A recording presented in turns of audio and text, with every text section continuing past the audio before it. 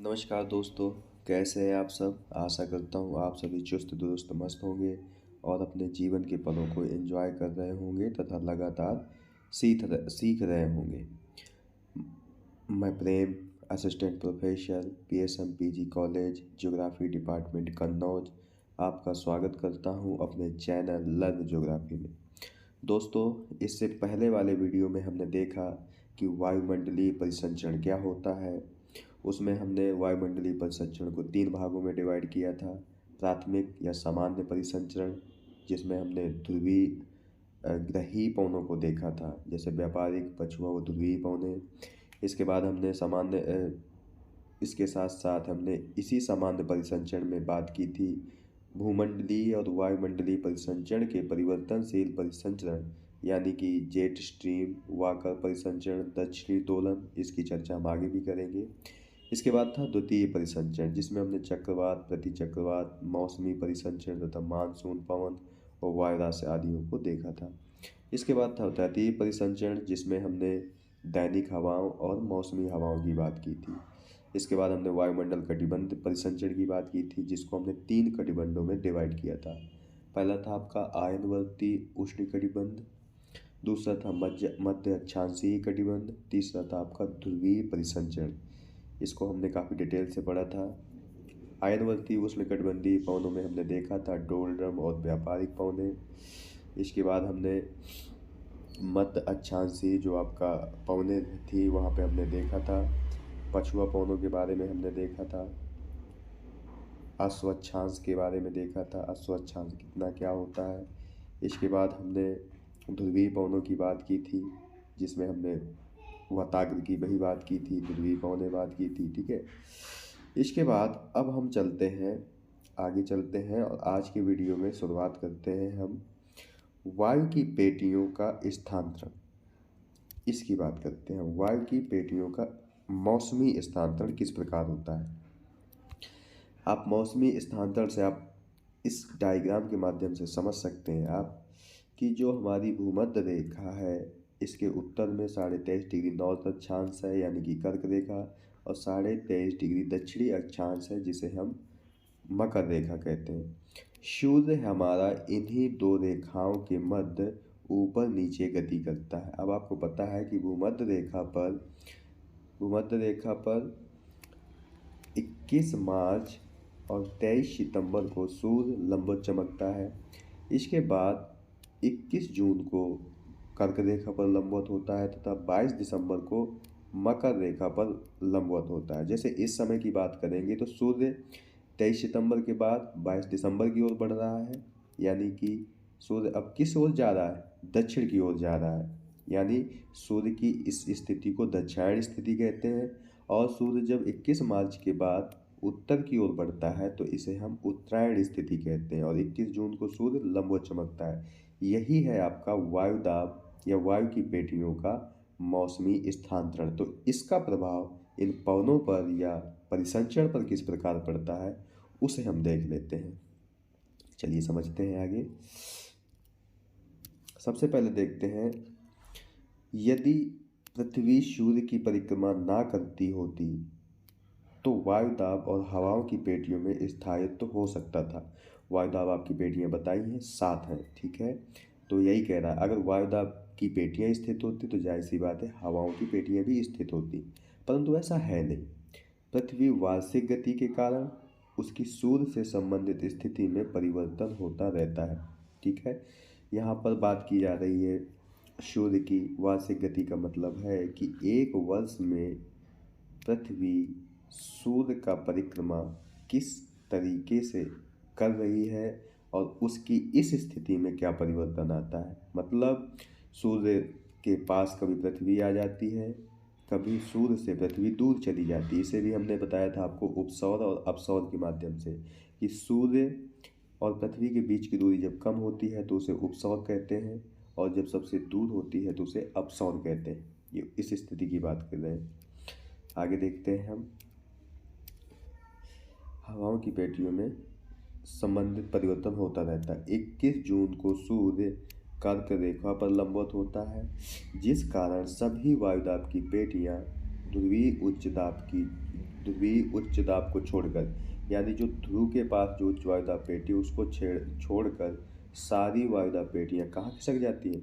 उत्तर की ओर खिसक जाती हैं। ठीक है।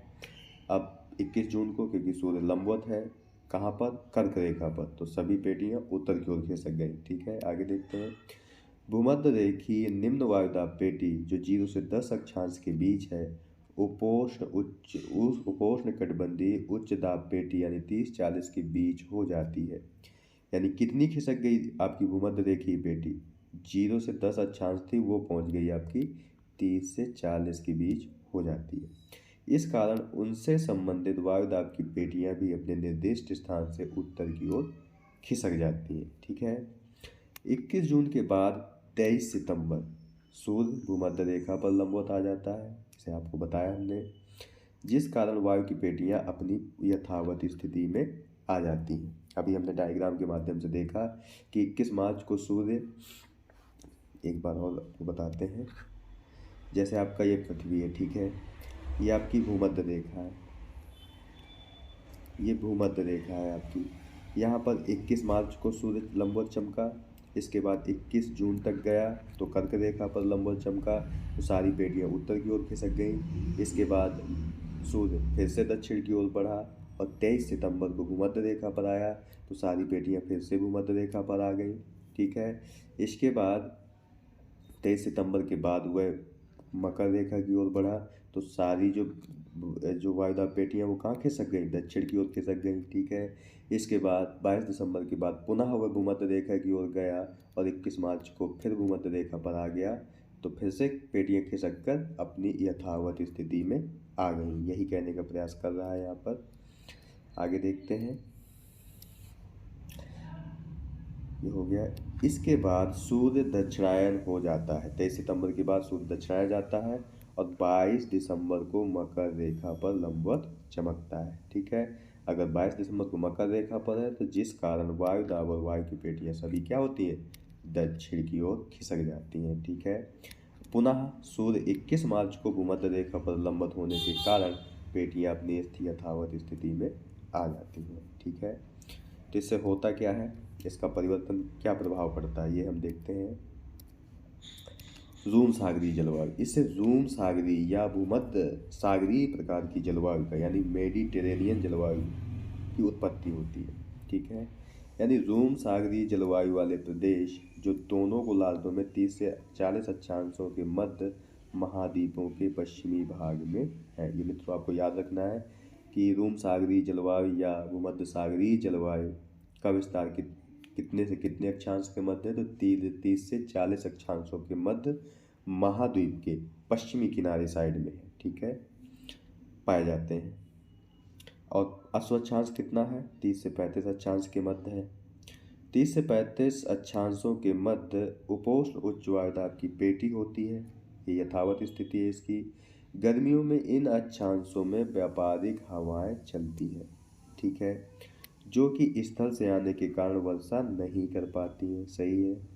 जाड़े के समय में इस उच्च वायुदाब की पेटी भूमध्य रेखा की ओर सरकने के कारण जाड़े के समय मतलब सूर्य अब भूमध्य रेखा से दक्षिण जा रहा है। ठीक है, दक्षिण की ओर जा रहा है, तो जाहिर सी बात है कि उत्तर की सारी पेटियां किस ओर खिसक जाएंगी? दक्षिण की ओर खिसक जाएंगी। यही कह रहा है कि जाड़े के समय इस उच्च वायुदाब पेटी के भूमध्य रेखा की ओर सरकने के कारण इस भाग यानी 30 से 40 पर पछुआ हवाओं का विस्तार हो जाता है। ठीक है, अभी क्या था? अभी व्यापारिक हवाएं चल रही थी, क्योंकि 30-40 पर कौन सी पेटी थी? उपोष्ण उच्च वायुदाब पेटी थी। लेकिन सूर्य भूमध्य रेखा की ओर बढ़ा, तो जाहिर सी बात है कि जो सारी पेटियां हैं वो दक्षिण की ओर खिसक गई, तो 30-40 भी आपका दक्षिण की ओर खिसक गया। तो अब किस पवनों के प्रभाव में आ गया? पछुआ पवने मतलब जो पश्चिम से पूर्व की ओर गति कर रही होती है। ठीक है, इससे क्या होता है, अब ये पवनें सागर की ओर से आती हैं। ठीक है, जो व्यापारिक पवनी थी वह स्थल से आ रही थी, और जबकि जो पछुआ पवने वे सागर के ऊपर से आने के कारण नमी से भरी होती हैं, इसलिए पछुआ हवाएं रूम सागरीय भागों में वृष्टि प्रदान करती हैं। जिस कारण शीतकाल आर्द्र व ग्रीष्मकाल शुष्क होता है। ये क्वेश्चन में तो आपसे पूछा जाता है कि किस प्रकार की जलवायु में शीत ऋतु में वर्षा होती है, तो आपकी यही है भूमध्य सागरीय या धूम सागरीय जलवायु। या कौन सी जलवायु में ग्रीष्मकाल शुष्क होता है, तो भी धूम सागरीय जलवायु ही आपका आंसर होगा। ठीक है, इसके बाद आगे देखते हैं कि और क्या प्रभाव पड़ता है पेटियों के खिसकने का। अब है आपका ये 60 डिग्री से 70 अक्षांशों के बीच वाले प्रदेश भी वायुदाब तथा वायु पेटियों के खिसकने के कारण वर्ष में दो प्रकार की हवाओं से प्रभावित हो जाते हैं। ठीक है, जब सूर्य उत्तरायण होता है तो उत्तरी गोलार्ध में इन प्रदेशों में उत्तर पूर्वी ध्रुवीय हवाओं का जोर कम हो जाता है। ठीक है, यानी कि जो ध्रुवीय हवाएं हैं वो किस दिशा, कौन क्या दिशा है उनकी, उत्तर पूर्व दिशा होती है। ठीक है, उत्तर पूर्वी ध्रुवीय हवाओं का जोर कम हो जाता है तथा पछुआ हवाएं महाद्वीपों के सुदूर उत्तरी भागों तक पहुंच जाती हैं। ये कब की बात कर रहा है, ये आपकी बात कर रहे हैं हम उत्तरी गोलार्ध में इन प्रदेशों में। ठीक है, 60 से 70 के बाद। जबकि दक्षिणी गोलार्ध में इसके विपरीत स्थिति होती है, यानी सूर्य के दक्षिणायन होने पर उत्तरी गोलार्ध में पछुआ हवाएं दक्षिण की ओर सरक जाती हैं। ठीक है, जब सूर्य दक्षिणायन हुआ तो जाहिर सी बात है कि जो वह पछुआ पौने हैं वे भी सारी खिसक गई, जिस कारण इन अक्षांशों पर उत्तर पूर्वी हवाओं का प्रभाव हो जाता है। वर्षा खासकर गर्मियों में होती है। ठीक है, इस तरह पश्चिमी यूरोप तुल्य जलवायु का आविर्भाव होता है। ठीक है, वर्ष भर सक्रिय चक्रवातीय दशाओं के कारण हवाओं की पेटियों के खिसकने का प्रभाव अधिक महत्वपूर्ण नहीं है। यहाँ पर इतना प्रभाव नहीं पड़ता है, लेकिन पश्चिमी तो यूरोप तुल्य जलवायु का विकास होता है। ठीक है, और क्या होता है पेटियों के खिसकने से, हवाओं की पेटियों के खिसकने के कारण ही मानसून हवाओं का आविर्भाव होता है। यानी मानसूनी हवाओं की उत्पत्ति क्यों होती है, मानसून हवाओं का आविर्भाव होता है किस कारण से, मौसमी वायुदाब पेटियों के खिसकने के कारण। ठीक है, गर्मियों में सूर्य उत्तरायण होता है। ठीक है, जैसे ही आपके दिमाग में उत्तरायण शब्द आए, ये मान लो कि वायुदाब और वायु पेटियां भूमध्य रेखा से उत्तर की ओर खिसक गई। ठीक है, उत्तरायण स्थिति के कारण डोलरम की पेटी भी उत्तर की ओर खिसक जाती है, ये भी बताया आपको, जिस कारण 30 उत्तरी अक्षांश तक उत्तरी अंतर उष्णकटिबंधीय अभिसरण यानी नॉर्थ इंटरट्रॉपिकल कन्वर्जेंस के विस्तृत हो जाने से, यानी कि जो डोलरम की पेटी थी वो 0 से 5 डिग्री अक्षांश तक थी, लेकिन जब सूर्य भूमध्य रेखा को पार करके उत्तर की ओर बढ़ा तो उसका विस्तार 0 से 5 डिग्री से हट करके 0 से 30 डिग्री तक हो जाता है। ठीक है, अब ये हो जाने के कारण दक्षिण पूर्व एशिया वाला भाग विषुवतरेखीय पछुआ हवाओं का विस्तार हो जाता है। यानी कि जो दक्षिण पूर्वी एशिया वाला पार्ट है वह किन हवाओं के केंद्र में आ गया, विषुवतरेखीय पछुआ पवन यानी डोलरम पेटियों के संपर्क में आ जाता है, जो कि ग्रीष्मकाल की दक्षिण पश्चिम मानसून हवाएं होती हैं। ठीक है, शीतकाल में पेटियां दक्षिण की ओर खिसकाव के कारण इन भागों पर व्यापारिक हवाएं छा जाती हैं, जो कि जाड़े की उत्तर पूर्वी मानसूनी पवन कहलाती हैं। ठीक है, इसका कहने का मतलब ये है कि जो आपकी डोलरम पेटी है, आपको पता है कि वह भूमध्य रेखा के दोनों ओर 5 डिग्री अक्षांश तक है, लेकिन जब सूर्य उत्तर की ओर खिसकता है यानी उत्तरायण स्थिति होती है तो यही पेटी 5 से बढ़ कर के 30 तक पहुंच जाती है। और आपको पता है कि डोलरम में जो हवाएं चलती हैं वो पश्चिम से पूर्व चलती हैं, इस कारण से इन्हीं पवनों को हम दक्षिण पश्चिम मानसून के नाम से जानते हैं। और जब दक्षिणायन स्थिति होती है सूर्य की तो यह स्थिति बदल जाती है, क्योंकि यहाँ पर व्यापारिक हवाएं चलने लगती हैं। ठीक है, आगे देखते हैं। भारतीय मानसून ग्रीष्मकाल एवं शीतकाल में ऊपरी क्षोभ मंडल में पछुआ हवा व जेट स्ट्रीम की स्थितियों से भी परिवर्तन, यानी कि ऊपरी क्षोभ मंडल में जो पछुआ हवाएं और जेट स्ट्रीम है उनकी स्थितियों में परिवर्तन से भी प्रभावित होता है। आपने सुना होगा कि सर्दियों में बारिश किस कारण से होती है, तो पश्चिमी विक्षोभ के कारण होती है। यही पछुआ पवनें पश्चिमी विक्षोभ को भारत तक लाती है। ठीक है, आगे देखते हैं हम। अब हम बात करते हैं वायुमंडल के त्रिकोशीय देशांतरीय परिसंचरण को, यानी tricellular meridional circulation of the atmosphere. वायुमंडल में पवन परिसंचरण के प्रत्यक्ष कारणों के विषय में पुरानी संकल्पनाओं के विपरीत नए विचार भी दिए गए हैं। यानी अभी तक जो वायुमंडल परिसंचरण को लेकर के विचार दिए जा रहे थे, उनमें जो पुरानी संकल्पनाएं हैं वो क्या कहती हैं और नई संकल्पनाएं वो क्या कहती हैं, ये हम देख रहे हैं। ठीक है, पुरानी संकल्पना के अनुसार हवाओं का जो प्रवाह है वह तापमान पर निर्भर करता है। ठीक है, यदि कहीं पर तापमान अधिक, आपको पता है कि तापमान और वायुदाब में विपरीत संबंध होता है। जहाँ पर तापमान अधिक होगा वहाँ निम्न वायुदाब केंद्र होगा, और जहाँ पर तापमान कम होगा वहाँ उच्च वायुदाब केंद्र होगा। और हवाएं हमेशा उच्च वायुदाब से निम्न वायुदाब की ओर चलती हैं। ठीक है, तो हवाओं का प्रवाह किस पर निर्भर है? पवन पर निर्भर है। ये कौन सी संकल्पना बता रही है? पुरानी संकल्पना। ठीक है, दूसरे शब्दों में तापीय प्रवणता। आपको जब भी प्रवणता शब्द यानी ग्रेडियंट शब्द मिले किसी के साथ भी, तो ये आप मान लीजिए कि दो स्थानों के मध्य अंतर। अब अगर तापमान में अंतर है तो तापीय प्रवणता है, वायुदाब में अंतर है तो वायुदाब प्रवणता है। यानी किसी के शब्द के साथ भी आप जोड़ेंगे तो आपको दो स्थानों का अंतर देखना होता है। ठीक है, तो यहाँ बात की है उसने तापीय प्रवणता की, अर्थात दो स्थानों के मध्य तापमान में अंतर। ठीक है, के कारण धरातलीय सतह पर हवाओं का परिसंचरण होता है। ठीक है, वायुमंडल के सामान्य परिसंचरण की क्रियाविधि की के तापीय संप्रदाय के समर्थकों के अनुसार उष्णकटिबंधीय भागों में सर्वाधिक सौर ऊर्जा प्राप्त होती है। जाहिर सी बात है कि भूमध्य रेखा के पास ही सौर ऊर्जा सबसे ज़्यादा प्राप्त होती है। धरातलीय सतह पर प्राप्त सौर ऊर्जा की मात्रा भूमध्य रेखा से ध्रुवों की ओर घटती जाती है। ये भी हम पढ़ चुके हैं कि भूमध्य रेखा से जैसे जैसे हम ध्रुव की ओर बढ़ते हैं तो सूर्य तप की मात्रा कम होती जाती है। इस तरह निम्न अक्षांशों से उच्च अक्षांशों की ओर सौर विकिरण से प्राप्त ऊर्जा में अक्षांशीय असंतुलन हो जाता है। अक्षांशीय असंतुलन का मतलब क्या है कि भूमध्य रेखा पर अधिक ऊष्मा प्राप्त होती है क्योंकि सौर तप अधिक प्राप्त होता है, और ध्रुवों पर कम होता है, तो ये अक्षांशीय असंतुलन पैदा हो जाता है और यह असंतुलन ध्रुवों की ओर बढ़ता जाता है। ठीक है, परिणाम स्वरूप इसका क्या होता है? सूर्य तब भूमध्य रेखा पर प्राप्त हुआ तो सौर विकिरण भी अधिक मिला, तो ऊर्जा भी भूमध्य रेखा के पास अधिक है, और यह स्थिति ध्रुवों की ओर लगातार कम होती जाती है। इसे हम ऊर्जा संतुलन कहते हैं। तो इसका परिणाम ये होता है कि इस ऊर्जा संतुलन को बनाए रखने के लिए धरातलीय सतह पर क्षैतिज पवन संचरण द्वारा निम्न अक्षांशों के अधिक सौर विकिरण ऊर्जा क्षेत्र से ऊर्जा का न्यून सौरविक विकिरण ऊर्जा क्षेत्र की ओर स्थानांतरण होता है।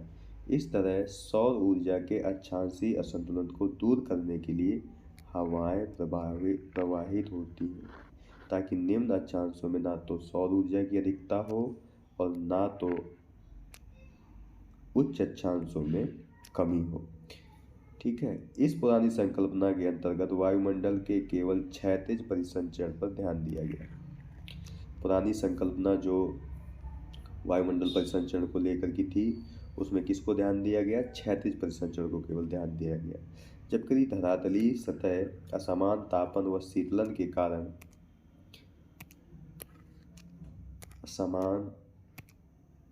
असमान तापन व शीतलन के द्वारा जनित स्थितिज ऊर्जा तथा गतिज ऊर्जा में लगातार रूपांतरण की प्रक्रियाओं को नज़रअंदाज कर दिया। यानी कि इसमें धरातलीय सतह के असमान रूप से शीतलन और तापन के कारण जो स्थितिज और जो गतिज ऊर्जा जन्म ले रही है उसको इसने नकार दिया, और बात क्या कही कि भूमध्य रेखा पर अत्यधिक सूर्य तप प्राप्त हो रहा है, जिससे यहाँ पे सौर विकिरण अधिक मिल रहा है, इससे ऊर्जा की अधिकता है इस क्षेत्र में, तो और ध्रुवीय क्षेत्रों में इन चीज़ों की कमी है। तो पवनें इसलिए चलती हैं कि जो निम्न अक्षांश यानी भूमध्य रेखीय क्षेत्र पर जो अधिक ऊर्जा प्राप्त हुई है उसका ट्रांसफर भूमध्य रेखा की ओर ध्रुवों की ओर हो जाए। क्यों? ताकि भूमध्य रेखा पर अत्यधिक ऊर्जा की अधिकता ना हो और ध्रुवों पर अधिक कमी ना हो। यानी ये संतुलन बना रहे। इसी संतुलन के लिए ये हवाएं चलती हैं। ठीक है, आगे देखते हैं। अब ये कैसे होता है, पवनें किस प्रकार ऊर्जा को ले जाती हैं, आगे देखते हैं। गर्म हवा ऊपर उठने एवं ठंडी हवा के नीचे उतरने के कारण स्थितिज ऊर्जा का गतिक ऊर्जा में लगातार रूपांतरण होता रहता है। ठीक है, यानी जो हवाएं होती हैं अगर गर्म होती हैं तो वह हल्की हो जाती हैं, वो ऊपर उठती हैं, और जो हवाएं ठंडी होती हैं वह भारी होती हैं और नीचे उतरती हैं। ठीक है, तो इससे स्थितिज ऊर्जा का गतिज ऊर्जा में लगातार रूपांतरण होता रहता है। ठीक है, घर्षण एवं लघु स्तरीय वायुमंडलीय विक्षोभों के कारण गतिज ऊर्जा का क्षय भी होता रहता है। इस तरह स्पष्ट है कि हवाओं में ऊपर नीचे संचलन होने से गतिज ऊर्जा के जन्म की दर एवं घर्षण द्वारा उसके क्षय की दर में संतुलन होना चाहिए। हवाओं के ऊपर नीचे संचलन का मतलब क्या है, हवाएं कभी ऊपर जाती हैं कभी नीचे आती हैं, यानी जो ऊपर जाएगा वो नीचे भी आएगा। ठीक है, इस आधार पर वायुमंडलीय समान परिसंचरण की आधुनिक संकल्पना को जन्म दिया गया। आधुनिक संकल्पना को जन्म दिया गया। इसके बाद हम आगे देखते हैं।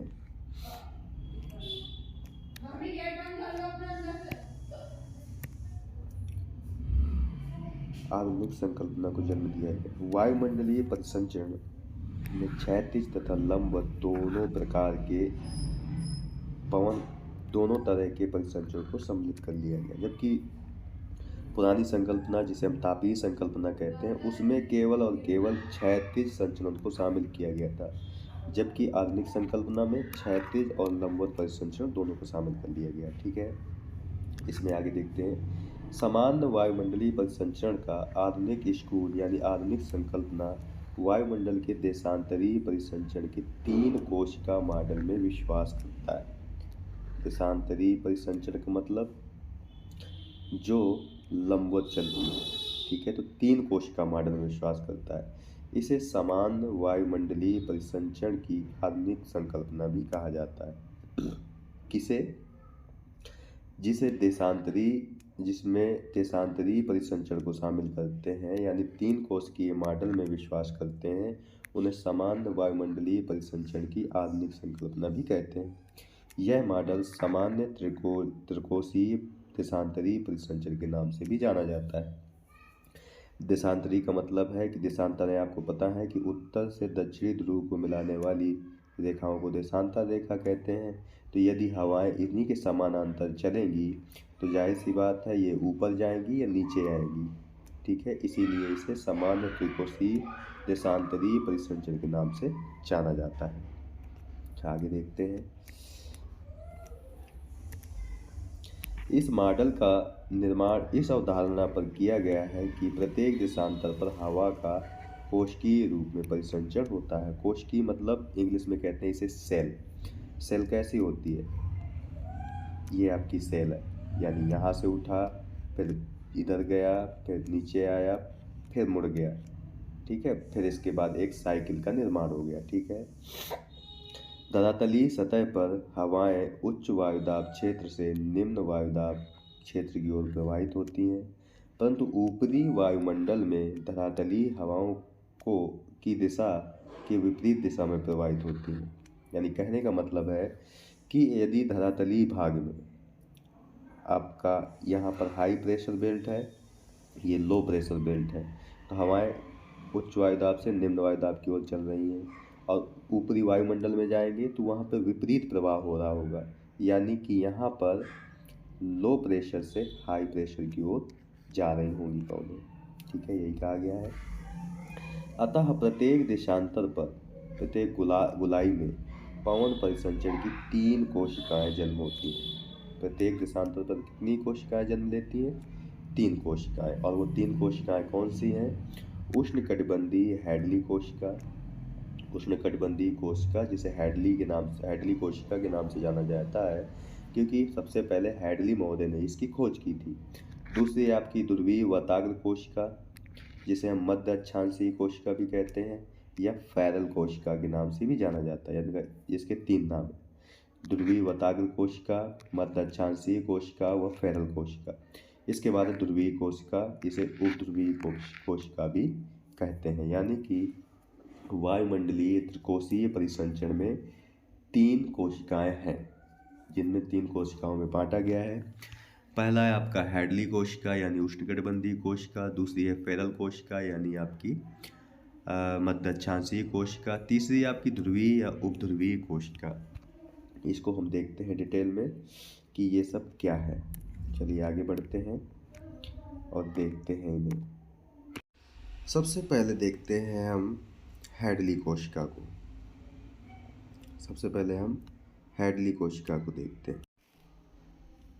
उष्णकटिबंधीय परिसंचरण कोशिका को हैडली कोशिका के नाम से जाना जाता है। ठीक है, क्यों कहा जाता है इसे हैडली कोशिका? क्योंकि हैडली महोदय ने 1735 कब 1735 यानी 1735 में दोनों गोलार्धों में तापजन्य परिसंचरण कोशिका का निर्धारण किया था, इसीलिए इसे हैडली कोशिका के नाम से जाना जाता है। भूमध्य रेखा पर अत्यधिक ऊष्मा के कारण हवाएं गर्म होकर फैलती हैं तथा ऊपर उठती हैं। ऊपर उठती ये गर्म हवाएं आर्द्र हवाएं संघनन के बाद संघनन की गुप्त ऊष्मा का मुक्त करती हैं, जिस कारण हवाएं और ऊपर उठती हैं।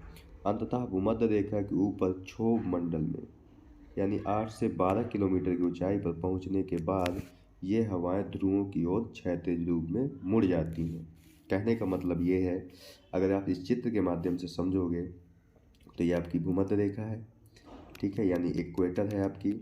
यहाँ पर आपको पता है कि सूर्य तब अधिक प्राप्त हो रहा है, तो यहाँ से हवाएं ऊपर उठती हैं, संवहन तरंगों के रूप में ऊपर उठती हैं। इसके बाद ये ध्रुवों की ओर मुड़ जाती हैं। ठीक है, ध्रुवों पर मुड़ने के बाद ये पुनः नीचे उतरती हैं 30 से 35 अक्षांश के मध्य नीचे उतरती हैं। इसीलिए यहाँ पर उच्च वायुदाब बन जाता है 30 से 35 अक्षांशों के मध्य, जिसे हम अश्वक्षांश कहते हैं। यहाँ पर उतरने के बाद ये हवाएं पुनः व्यापारिक पवनों के रूप में भूमध्य रेखा की ओर आती हैं और एक पूरा साइकिल कंप्लीट कर लेती हैं। इन्हीं को हम कहते हैं हैडली कोशिका। ठीक है मित्रों, आगे देखते हैं हम।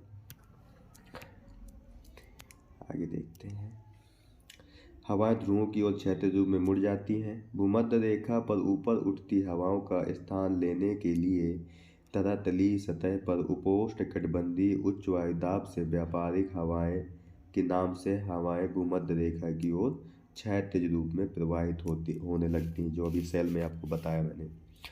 ऊपरी वायुमंडल में धरातलीय हवाओं की विपरीत दिशा में पश्चिम में चलने वाली हवाओं को प्रति व्यापारिक पवन कहते हैं। यानी व्यापारिक पवन कैसे चलती है? आपका उत्तर पूर्व से दक्षिण पश्चिम की ओर। तो ऊपरी वायुमंडल में किस प्रकार चल रही है? आपकी दक्षिण पश्चिम से उत्तर पूर्व की ओर चलती है। इसे ही हम प्रति व्यापारिक पवन कहते हैं।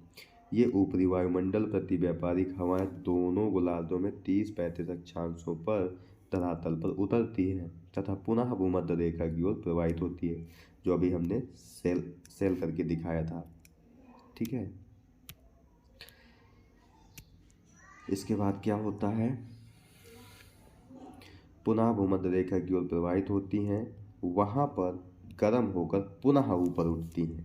ठीक है, जो अभी हमने एक सेल के माध्यम देखा था कि हवाओं का भूमध्य रेखा से ऊपर उठना, ऊपरी क्षोभ मंडल तक पहुंचना यानी 8 से 12 किलोमीटर, इसके बाद ध्रुवों की ओर मुड़ना प्रति व्यापारिक पवन के रूप में, और 30 से 35 अक्षांशों के मध्य नीचे उतरना।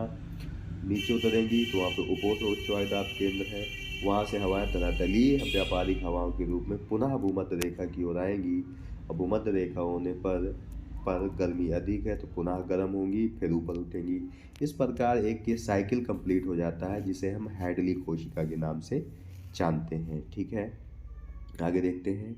इस उष्णकटिबंधीय देशांतरी कोशिका कहते हैं, जिसकी स्थिति दोनों गोलार्धों में भूमध्य रेखा से अश्व अक्षांश के मध्य है, यानी 0 से 30 डिग्री उत्तर और दक्षिणी अक्षांशों के मध्य कौन सी कोशिका है? हैडली कोशिका है। अब बात करते हैं हम फेरल कोशिका की। देखते हैं,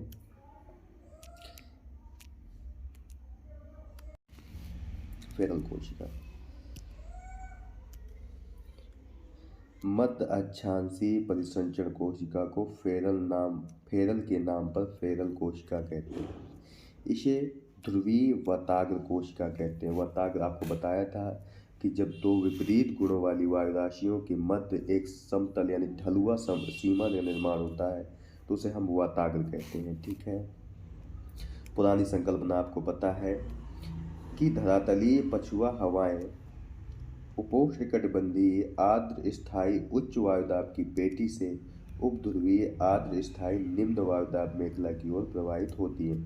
इसीलिए अगर आपने वायुदाब पेटियों वाला वीडियो अगर नहीं देखा है तो उसे जाकर के देख लीजिए, तो ये आने वाले जितने भी टॉपिक हैं आपको आसानी से समझ में आ जाएंगे, क्योंकि हमने उसमें बताया है कि वायुदाब पेटियाँ आपकी कौन सी होती हैं, जिसमें हमने बताया था कि भूमध्य रेखीय निम्न वायुदाब पेटी, इसके बाद थी उपोष्णकटिबंधीय उच्च वायुदाब पेटी, इसके बाद थी उपध्रुवीय निम्न वायुदाब पेटी और सबसे बाद में थी आपकी ध्रुवीय उच्च वायुदाब पेटी।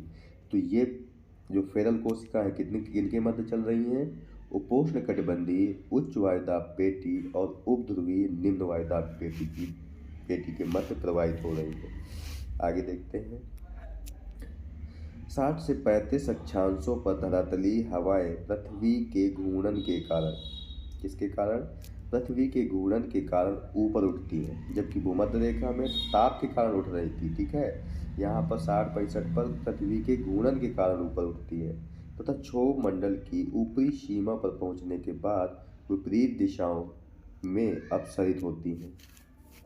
ठीक है, और भूमध्य रेखा की ओर वाली अपसरित हवाएं अश्व अक्षांश के पास उपोष्णकटिबंधीय उच्च वायुदाब पेटी को पुनः संवर्धित यानी इन्फोर्स करने के लिए नीचे उतरती हैं। यहाँ पर अवतरित होने के बाद ये हवाएं धरातलीय सतह पर पुनः ध्रुवों की ओर यानी भूमध्य रेखा से ध्रुवों की ओर प्रवाहित होती हैं। इस तरह पवन परिसंचरण को पूर्ण कोशिका का निर्माण होता है। ठीक है, इसे हम एक मॉडल के अनुसार समझ लेते हैं कि वो कहने का प्रयास क्या कर रहे हैं।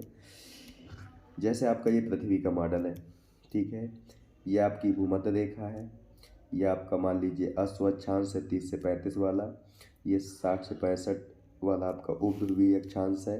तो पृथ्वी के घूर्णन के कारण यहाँ से हवाएं ऊपर उठती हैं। ठीक है, और क्षोभ मंडल की ऊपरी सीमा पर पहुँचने के बाद ये विपरीत दिशा में मुड़ जाती हैं। ठीक है, यानी कि इधर भी मुड़ जाती हैं और इधर भी मुड़ जाती हैं। ठीक है, और जो दक्षिण की ओर मुड़ती है शाखा, वह अश्व अक्षांश पर पहुंचने के बाद नीचे उतरती है। ठीक है, और नीचे आपको पता है कि ये उपोष्णकटिबंधीय उच्च वायुदाब वाला क्षेत्र है और ये उपध्रुवीय निम्न वायुदाब वाला क्षेत्र है, और हवाएं हमेशा उच्च वायुदाब से निम्न वायुदाब की ओर चलती हैं। तो यहाँ पर HP है, यहाँ पर आपका LP है, तो हवाएं किस ओर जाएंगी? HP से LP की ओर जाएंगी, यानी कि हवाएं पश्चिम से दक्षिण पश्चिम से उत्तर पूर्व की ओर प्रवाहित होती है और एक पूर्ण कोशिका का निर्माण करती हैं। इसी को फेरल कोशिका के नाम से जाना जाता है। यही स्थिति दक्षिणी गोलार्ध में भी होती है। ठीक है, तो अब देखते हैं हम कि फेरल के नियम के अनुसार फेरल कोशिका के निर्माण के लिए नवीन संकल्पना क्या है। ये तो आधुनिक संकल्पना थी आपकी। इसमें देखते हैं कि 30 से 60 अक्षांशों के मध्य पवन परिसंचरण का प्रतिरूप धरातलीय पछुआ हवाओं से मिलकर बनता है। ठीक है, वास्तव में धरातलीय हवाएं उपोष्णकटिबंधीय उच्च वायुदाब की मेखला से उपध्रुवीय निम्न वायुदाब की ओर प्रवाहित होती हैं, परंतु हवाएं कोरियालिस बल के कारण लगभग पश्चिम से पूर्व हो जाती हैं। ठीक है, ज्ञातव्य है कि पछुआ हवाओं को नियमितता व निरंतरता तथा अविच्छिन्नता गतिशील उपशीतोष्ण चक्रवातों एवं प्रतिचक्रवातों के कारण प्रायः भंग हो जाती है। ठीक है, रॉसबी अभी आपको रॉसबी तरंगों के बारे में बताएंगे, ये जेट स्ट्रीम से संबंधित है। रॉसबी 30 से 60 अक्षांशों के मध्य ऊपरी वायुमंडल में भी पछुआ हवाओं के अस्तित्व का पता चलता है। ठीक है, अब इसके बारे में GT तिरवाल्था कहते हैं। GT तिरवाल्था के अनुसार मध्यवर्ती एवं ऊपरी क्षोभ मंडल में मध्यवर्ती एवं ऊपरी क्षोभ मंडल में पछुआ हवाओं के साथ जेट स्ट्रीम भी शामिल हो जाती है। ठीक है, ऐसा किसने कहा है? जेटी त्रिवार्था महोदय ने। हो जाती है, मिल जाती है तो क्या होता है? ध्रुवीय वताग्र के सहारे गर्म होकर गर्म हवा ऊपर उठती है, जो मध्य क्षोभ मंडल में अधिक नियमित है। ठीक है। उल्लेखनीय है कि इस नई संकल्पना के आधार पर मध्य अक्षांशों में कोशिकीय देशांतरीय परिसंचरण की व्याख्या नहीं हो पाती है। ठीक है। तो इसलिए हम पुरानी संकल्पना को ही मानेंगे, नवीन संकल्पना को नहीं मान सकते हैं। ठीक है। आगे देखते हैं, अगली कोशिका है आपकी ध्रुवीय कोशिका। इससे पहले हमने दो की बात कर ली, हेडली कोशिका और फेरल कोशिका। ध्रुवीय कोशिका क्या है देखते हैं। ध्रुवीय कोशिका के अंतर्गत वायुमंडलीय परिसंचरण का विस्तार दोनों गोलार्धों में 60 से 90 डिग्री के मध्य है। यानी ध्रुवीय कोशिका कितने अक्षांशों के मध्य है? 60 से 90। और आपकी हेडली 0 से 30 अक्षांशों के मध्य, आपकी फेरल 30 से 60 के मध्य, और आपकी ध्रुवीय 60 से 90 के मध्य। ठीक है। ठंडी हवाएं पूर्वी हवाएं ठंडी हवाएं ठंडी ध्रुवीय पूर्वी हवाएं ठंडी ध्रुवीय पूर्वी हवाएं ध्रुवीय उच्च वायुदाब क्षेत्र से उपध्रुवीय निम्न मध्य अक्षांशीय निम्न वायुदाब की मेघला और धरातली पवन के रूप में प्रवाहित होती हैं। ठीक है। कहने का मतलब है कि अगर आप मॉडल बनाएंगे तो भूमध्य रेखीय क्षेत्र से हवाएं निम्न वायुदाब पेटी यानी उपध्रुवीय निम्न वायुदाब पेटी की ओर बढ़ती है। इनकी दिशा क्या होती है? उत्तर पूर्व से दक्षिण पश्चिम की ओर। ठीक है। लेकिन होता क्या है? कोरियालिस बल के प्रभाव के कारण धरातलीय ध्रुवीय हवाओं की दिशा पूर्वी हो जाती है, यानी कि पूर्वी हो जाती, इस ओर मुड़ जाती है। ठीक है। ध्रुवीय ठंडी पूर्वी हवाएं 60-65 अक्षांशों पर गर्म पछुआ हवाओं के साथ अभिसरित होती हैं, यानी मिलती हैं। कहने का मतलब जो ध्रुवीय ठंडी हवाएं हैं वे पछुआ जो गर्म हवाएं हैं उनसे मिलती हैं तथा ध्रुवीय वताग्र का निर्माण करती हैं। वताग्र को अभी आपको बताया कि गर्म और जब ठंडी वायु राशियों के मध्य जो समतल क्षेत्र होता है ढलुआनुमा, उसे हम कहते हैं वताग्र। और यहाँ पर क्या बताया जा रहा है कि ध्रुवीय ठंडी पवनें और पछुआ गर्म पवनें मिल गई दोनों वही, इनके मध्य में जो आपका ढलुआ सीमा बनेगी यही आपका वताग्र है। इसलिए कह रहा है ध्रुवीय वताग्र का निर्माण करती है। ठीक है। इसी ध्रुवीय वताग्र से शीतोष्ण चक्रवातों की उत्पत्ति होती है। यानी आपको मिल गया कि शीतोष्ण चक्रवातों की उत्पत्ति का कारण क्या है? तो ध्रुवीय वताग्र है।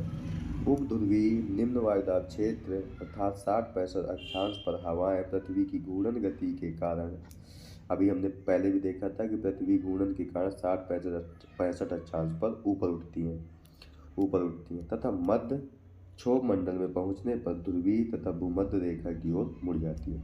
अभी हमने पिछले वाले मॉडल में देखा था कि एक शाखा आपकी दक्षिण की ओर मुड़ रही थी, दूसरी उत्तर की ओर मुड़ रही थी। ठीक है। तो ध्रुवों की ओर जो गतिशील ऊपरी वायु है, यानी ये वाली जो वायु है आपकी ध्रुवों के पास अवतलित होती है, यानी नीचे उतरती है। यहाँ से ऊपर उठी, अब ध्रुवों के पास ये नीचे उतर गई तथा ध्रुवीय उच्च वायुदाब को और अधिक गति करती है, यानी ट्रिगर कर देती है। ठीक है। क्योंकि नीचे उतर रही है, अब जब नीचे उतरेगी तो जाहिर सी बात है प्रेशर बढ़ाएगी। ठीक है। इस तरह एक पूर्ण पवन परिसंचरण कोशिका का निर्माण होता है, इसी को हम ध्रुवीय कोशिका कहते हैं। ठीक है। यानी कि 60-65 अक्षांश पर पृथ्वी के घूर्णन के कारण हवाएं ऊपर उठी, इसके बाद एक शाखा दक्षिण की ओर गई, एक शाखा उत्तर की ओर गई, और ये पवनें ध्रुवीय क्षेत्रों में नीचे उतरती हैं तथा पुनः उच्च वायुदाब से निम्न वायुदाब की ओर गति करती हैं और ये पूर्ण शैल का निर्माण करती है। ठीक है। यही वायुमंडल के इस देशांतरी कोशिका परिसंचरण के विषय में कई आपत्तियां प्रस्तुत की गई। इनका परिसंचरण केवल ताप प्रवणता के आधार पर ही नहीं माना जाना चाहिए, क्योंकि ग्लोब पर सभी उच्च और निम्न वायुताप का आविर्भाव ताप के कारण नहीं होता है। ठीक है। उपोष्ण उच्च दाब तथा शीतोष्ण निम्न दाब गतिक वायु के नीचे उतरने तथा पृथ्वी के घूर्णन के कारण, यानी कि वही है कि जो उपोष्ण उच्च वायुदाब पेटी है और जो उपध्रुवीय निम्न वायुदाब पेटी है उसकी उत्पत्ति के दो कारण हैं आपके, वायु का नीचे उतरना और पृथ्वी का घूर्णन। ठीक है। उष्णकटिबंधीय व्यापारिक पवन की विपरीत दिशा में वायुमंडल के ऊपरी भाग में प्रति व्यापारिक पवन चलती है, ये आपको बताया। कई देशांतरों पर अनुपस्थिति पाई जाती है। यदि व्यापारिक हवाओं का परिसंचरण केवल तापीय होता तो आयन रेखाओं के बीच ताप प्रवणता पूर्ण रूप से परिलक्षित होनी चाहिए थी, परंतु ऐसा सर्वत्र नहीं है। धरातल से 500 से 1000 मीटर की ऊंचाई पर वायुमंडल में हवाएं समदाब रेखाओं के समानांतर होती हैं। क्या कह रहा है कि जो धरातल से 500 से 1000 मीटर की ऊंचाई वाला क्षेत्र है, वहाँ पर पवनें कैसी चल रही होती हैं? वायुदाब रेखाओं के समानांतर चलती हैं। ठीक है। समदाब रेखाएं प्रायः अक्षांशों के समानांतर ही होती हैं, ये हमेशा आपको याद रखना है। समदाब रेखाएं जो होती हैं वे अक्षांशों के समानांतर होती हैं। ठीक है। ऐसी दशा में देशांतरी कोशिका का निर्माण कैसे संभव हो सकता है? वायुमंडल के निचले अधिकांश भाग में वायुदाब तथा हवाओं में मेखला या कटिबंध के रूप में ना होकर कोशिका के रूप में होती हैं। ये कोशिकाएं अंडाकार, गोलाकार व अन्य आकारों में मिलती हैं। इन आधारों पर वायुमंडल के परिसंचरण की पुरानी संकल्पना का खंडन किया जाता है, लेकिन सत्य अभी भी इसे ही माना जाता है। ठीक है मित्रों, तो ये रहा आपका वायुमंडलीय त्रिकोशीय संचरण की बात की हमने आज। ठीक है। अगर ये वीडियो मित्रों आपको अच्छा लगे तो इस चैनल को लाइक, शेयर, कमेंट और सब्सक्राइब करना ना भूलें और बेल आइकन अवश्य दबा दें, ताकि अगले आने वाले वीडियो की नोटिफिकेशन आपको आसानी से मिल सके। तब तक आप सीखते रहिए, पढ़ते रहिए, मुस्कुराते रहिए।